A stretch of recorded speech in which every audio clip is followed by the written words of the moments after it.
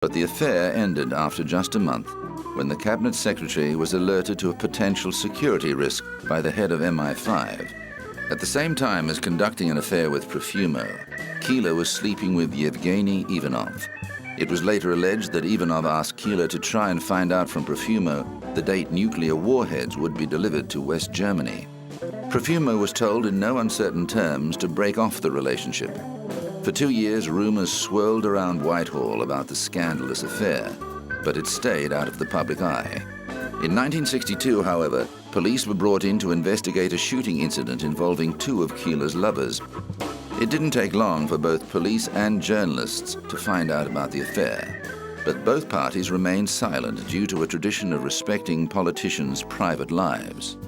This changed in March 1963, when opposition MP George Whig gave a speech in the House of Commons accusing Profumo of impropriety and breaching national security. One of Profumo's defenders was a Dr. Stephen Ward. I've known Jack Profumo for about 7 years, and I've just read the statement that he made in the House of Commons this afternoon. It's a dreadful thing that a man should be put in the position of having to do this as a result of entirely baseless rumors and insinuations that have been started by the press. I know them to be baseless because I was there when the meetings took place. And there is absolutely nothing of a sinister nature which can be attached to these occasions. But as well as being a well-regarded osteopath, Stephen Ward was running an exclusive call girl service, and Keeler was one of his girls. Ward was later charged with living off the earnings of prostitution and committed suicide the day the verdict was due to be handed down. I've been absolutely appalled to see the deceitful way in which an impression is created in people's minds, but at the same time, those people aren't told specifically what the accusations are. Take the case of Captain Ivanov at the Soviet Embassy. I know this man. I've known him for about 2 years. I know him to be a man of great honor. I've never heard him once say anything detrimental to this country. I've never heard him be disrespectful to the Prime Minister. He was a loyal Russian and liked by everybody he met. And yet somehow he's been represented as a sinister figure, and goodness only knows what sort of interpretation is being put upon the fact that he was a visitor to my flat. Keeler herself alleged in her 2001 autobiography that Ward ran a Soviet spy ring that included the head of MI5, Roger Hollis, and known spy Anthony Blunt. It didn't take long for the truth to come out about Profumo's affair with Keeler, and the minister was forced to make a humiliating apology for lying to the House and resign his ministry and his seat in the House of Commons. Another call girl who became notorious from the case was Mandy Rice Davies. The teenager testified that she'd been one of the prostitutes run by Stephen Ward. During his trial, she made the now famous remark, "Well, he would, wouldn't he?" when asked why Lord Astor denied knowing or having an affair with her. Rice Davies used the Profumo affair to launch a semi-successful music career. In the months following Stephen Ward's death, senior judge Lord Denning conducted an investigation. He concluded that national security was not compromised by the affair, but criticized the government for not dealing with the problem more quickly. Although the conservative Macmillan government clung to power, Macmillan was weakened by the scandal and forced to step down in October 1963 due to ill health. Soon after his resignation in June 1963, Profumo volunteered as a cleaner at an East End charity, something he continued to do until his death in 2006. Christine Keeler served a 9-month prison sentence for perjury following the trial of her ex-lover, Lucky Gordon, and has written several books about the Profumo affair. Despite many rumors, no further evidence has emerged to link Stephen Ward to Russian espionage. Declassified American intelligence documents mention suspicions that while Ward had never been established as a communist, he was friendly towards the Russians. With its salacious mix of sex, politics and spying, the Profumo affair remains one of the great British scandals.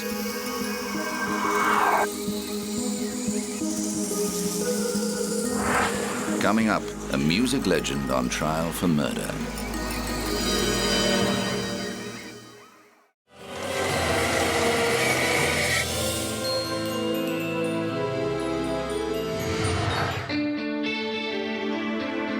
When police responded to a 9/11 call in a ritzy suburb of Los Angeles, they had no idea they'd been called to the mansion of one of the most famous men in the music business.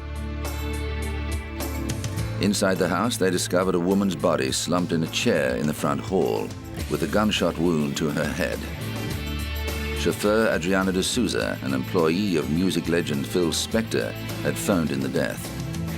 The officers arrived at the scene and discovered a female had been shot inside the location. The victim was pronounced dead. Mr. Philip Spector from Motown Records has been arrested and booked for murder. Our sheriff homicide investigators are assisting with this investigation. The body of the victim is still at the location. Her identity and age has not been disclosed pending notification of kin. The woman turned out to be Lana Clarkson, a 40-year-old actress who had starred in several B-grade movies in her younger years.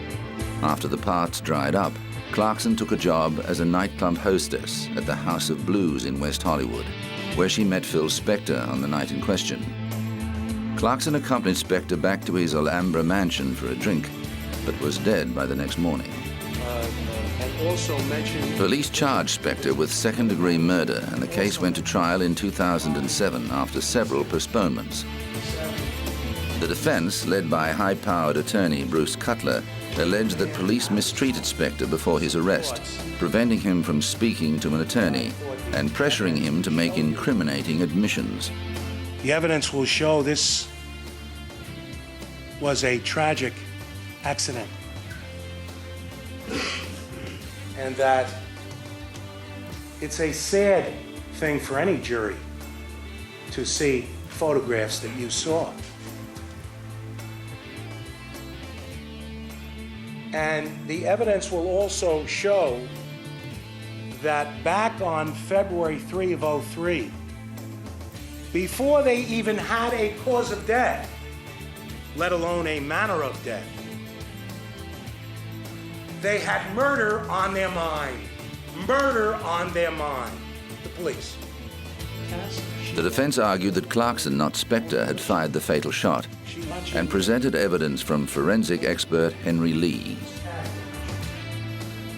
This is what is called a classic self-inflicted type of injury. Classic self-inflicted type of injury. And it means that somebody volitionally placed the gun in her whole mouth.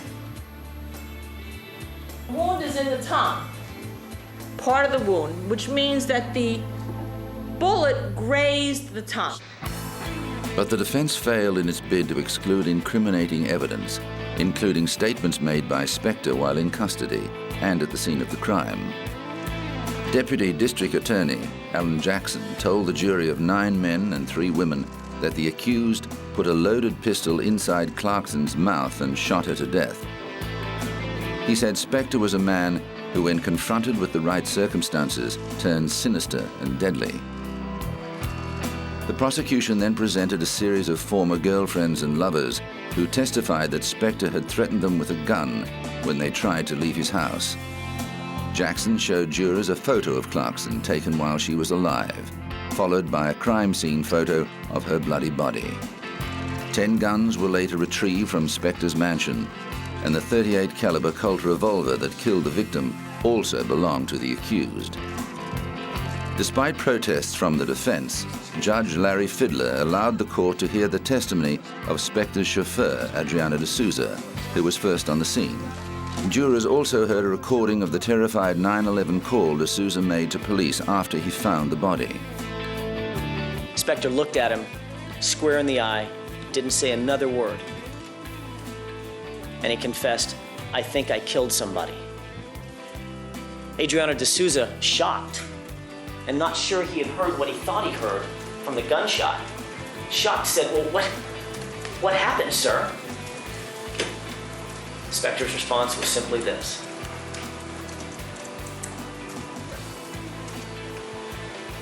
A shrug. He then turned around and stared back into the house, staring at Lana Clarkson's body. Spector faced a jail sentence of 15 years to life if convicted, and the defense called in a number of forensic experts during the 5-month trial. On September the 18th, 2007, the jury reported to Judge Fidler that they were deadlocked at 7-5 in favor of conviction. He sent them back to the jury room, and 3 jurors changed their verdict to guilty, but 2 jurors held out, preventing the required unanimous verdict. On September the 26th, the judge declared a mistrial, and Spector was discharged. However, the prosecution announced it intended to retry the matter in the near future. In a press conference following the end of the trial, the jury foreman was asked whether he thought the fact that no verdict had been reached meant the whole case had been a waste of time. He said, "No, those are the principles this country is founded on."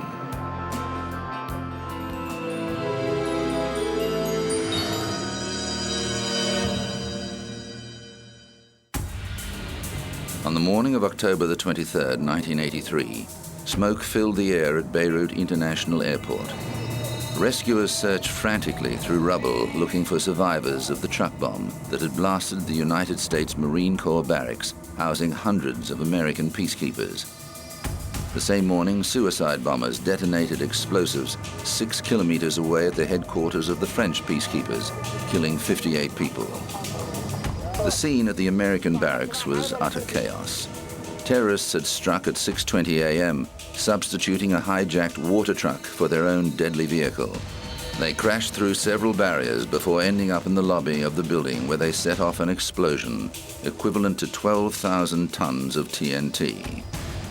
The thunderous explosion woke people across Beirut. Most Marines were asleep in their bunks, so the death toll was high. 241 Americans lost their lives and 60 were injured. The peacekeepers were in Lebanon as part of the multinational force that was overseeing the Palestine Liberation Organization's withdrawal from the country. Lebanon was being torn apart by a bloody civil war that pitted various religious groups against each other, while Israeli forces occupied parts of the country. However, some groups disputed the multinational force's neutrality. 34 days earlier, an American commander had been ordered to fire on a Muslim militia. He did so under protest, as he knew it would make the peacekeepers targets. The first sign of opposition occurred on April the 18th, 1983, when 63 people died in a suicide bombing at the American embassy. After the devastating double bombings on October the 23rd, American President Ronald Reagan pledged that U.S. forces would remain in Lebanon. But the situation continued to deteriorate, and further threats were made against the foreign soldiers. American forces withdrew on February the 26th of the following year. The last French troops left a month later.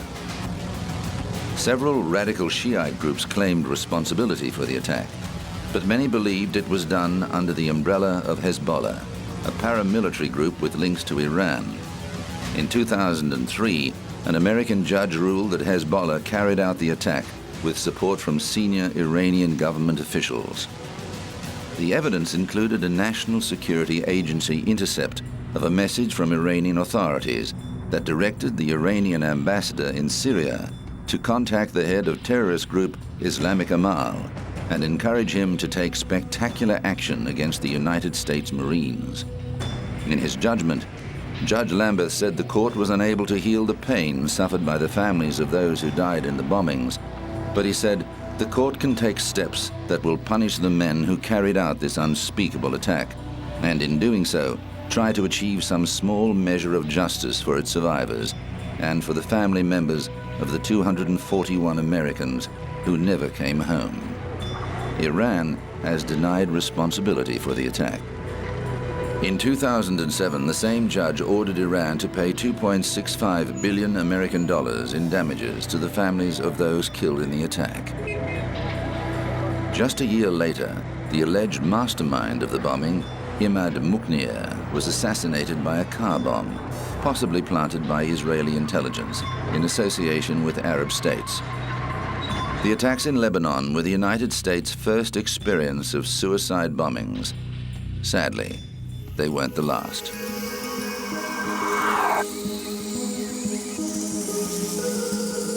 Coming up, the mysterious death of Thomas Ince.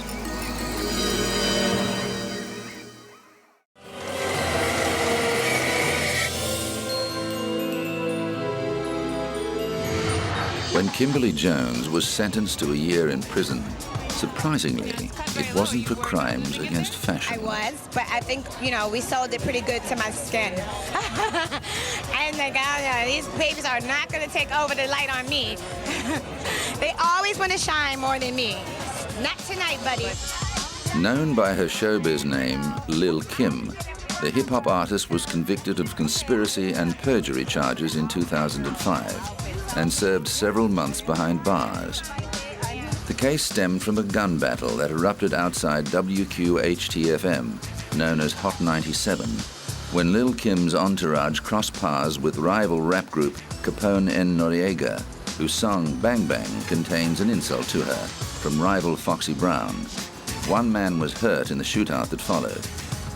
Lil Kim, who won a Grammy in 2001 for her part in the hit remake of Lady Marmalade, maintained she hadn't noticed two of her close friends, who later pleaded guilty to gun charges, at the scene of the shootout. But jurors at the trial saw radio station security photos that depicted one of them opening a door for her, and witnesses said they saw her at the station with both of them. The trial became a media circus, with bodyguards forced to clear a path through paparazzi to get the hip-hop artist to the courthouse. For the court case, Lil Kim ditched her trademark skimpy attire, opting for prim-tailored suits and frilly shirts. But her demure makeover had no impact on the jury, who found her guilty on all counts.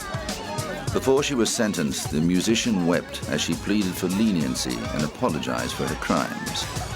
"I take complete responsibility for my actions," she said. "I testified falsely to the grand jury and during the trial. I knew it was wrong. I am a God-fearing, good person, and this is the toughest thing I have ever been through." The judge gave her a stern talking to, but her punishment was at the lower end of the scale, as she could have faced up to 20 years in prison. While serving her sentence, Lil Kim released her fourth album, The Naked Truth, which sold more than 2 million copies. Since being freed from prison in July 2006, Lil Kim has resumed her music career and performed with artists such as Diddy, Keisha Cole, and 50 Cent.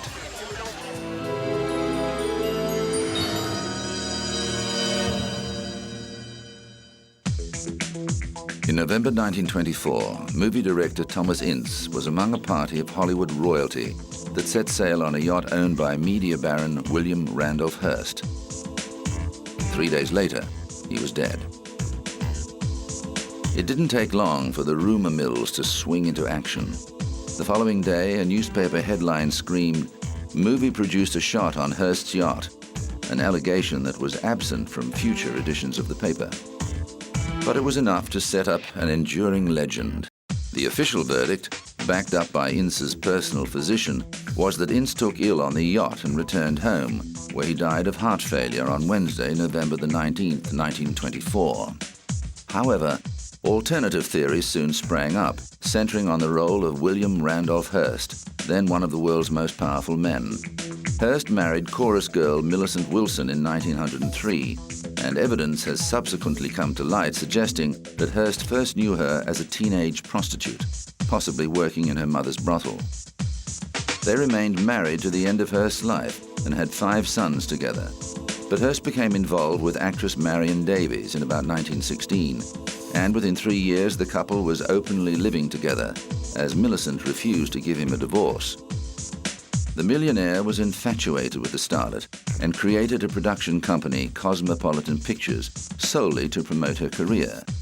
But he preferred to see her playing heavy dramatic roles, while Davies' natural forte was comedy, and her films were poorly received. Hearst cocooned Davies in the best money could buy, and his yacht, the Oneida was the ultimate in luxury sailing. Accompanying Hearst, Davies, and Ince on the fateful trip was silent screen legend Charlie Chaplin, a close friend of Davies, Hollywood gossip columnist Luella Parsons, author Eleanor Glynn, and several other people. The conspiracy theorists allege that Hearst shot Ince either because Hearst suspected him of having an affair with Davies or because Ince got in the way of a bullet meant for Charlie Chaplin, who was said to be smitten with Davies. There is no doubt that Hearst was prone to irrational jealousy where his beautiful lover was concerned. He was also deeply concerned for her welfare and later banned alcohol from his palatial estate, San Simeon, because of Davies' increasing dependence on liquor. Ince's body was cremated soon after his death. The Hearst Empire issued a strange statement, claiming that Ince had taken ill while visiting San Simeon with his wife and children. Further fuel was laid on the fire when Marion Davies' secretary, Abigail Kinsolving, claimed Ince raped her on the yacht. Kinsolving gave birth to a baby girl a few months later, before dying in a mysterious car accident near the Hearst estate. Her body was found with a suicide note. There was speculation that Kinsolving had fatally injured Ince while struggling to get away. And Chaplin's private secretary, Tarachi Kono, set tongues wagging when he told his wife he'd seen Ince removed from the yacht with a bleeding head. The rumors were flying so strongly that authorities were forced to step in to investigate. The San Diego district attorney interviewed Dr. Daniel Goodman, a guest on the yacht, and he said in his statement that Ince had complained of not feeling well. The two left the boat together and Ince had a heart attack on the train home. Goodman took him to a hotel and called a doctor and Ince's wife. Ince told him he'd had similar attacks in the past, but had always recovered quickly, so Goodman diagnosed the problem as acute indigestion. That statement was enough for DA Chester Kempley to wrap up the investigation. He said in a statement, "I began this investigation because of many rumors brought to my office regarding the case.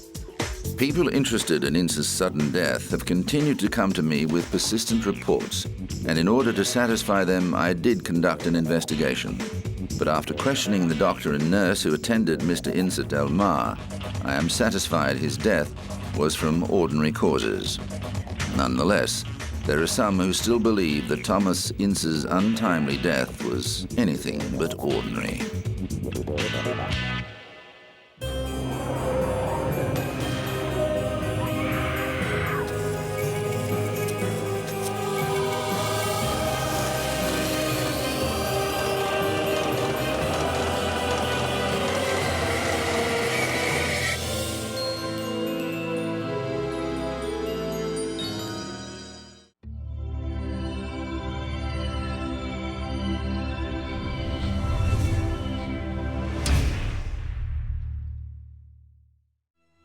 Three, two, one.